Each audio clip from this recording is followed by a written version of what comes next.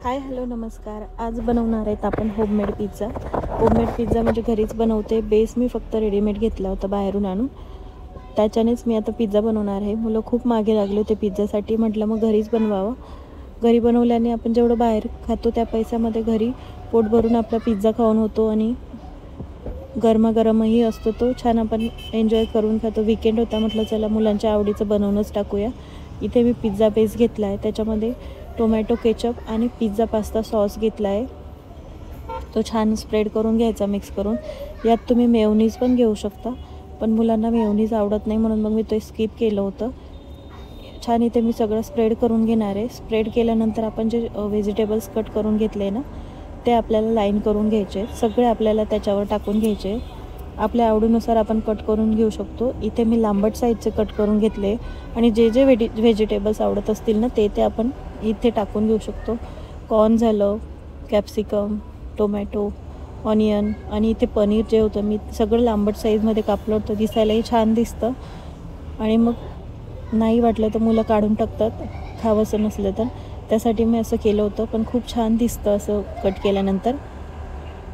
Colourful असं दिसत होतं. मग मी इथे सगळं त्यावर लाईन करून घेतलं आहे आणि वरतून आपल्याला चीज जे असतं ना ते स्प्रेड करून घ्यायचे. चीज पण आपल्या आवडीनुसार आपण टाकून कमी जास्त टाकू शकतो.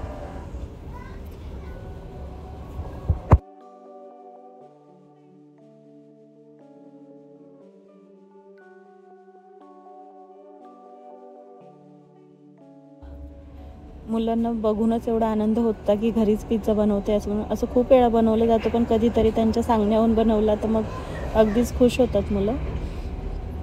म्हटलं चला आता इथे मुहूर्त लागलाच होता, मग आवडीने बनवूनच टाकूया. कधीतरी असं खाल्लं तर काही बिघडत नाही किंवा मग काही त्रास होत नाही. आपण देऊ शकतो महिन्यातनं किंवा मग 1-1.5 महिन्यातनं एखाद वेळा. इथे माझं चीज पण स्प्रेड करून झालं आहे.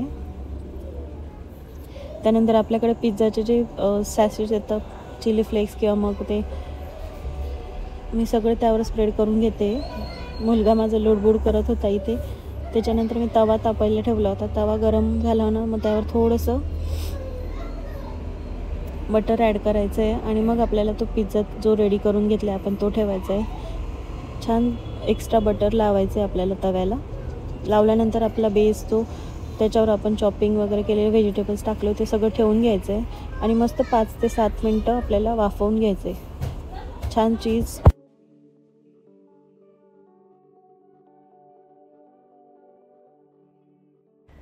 चीज मेल्ट होईपर्यंत आपल्याला छान पेस्ट थोडंसं क्रिस्पी होतो, पण थोडं पाणी जरी टाकलं ना तर मग छान बनतो इथे पिझ्झा. बघू शकता तुम्ही, अगदी छान बनला आहे पिझ्झा. मुलंही खूप. कसं वाटलं मला नक्की सांगा. Thank you for watching. बाय.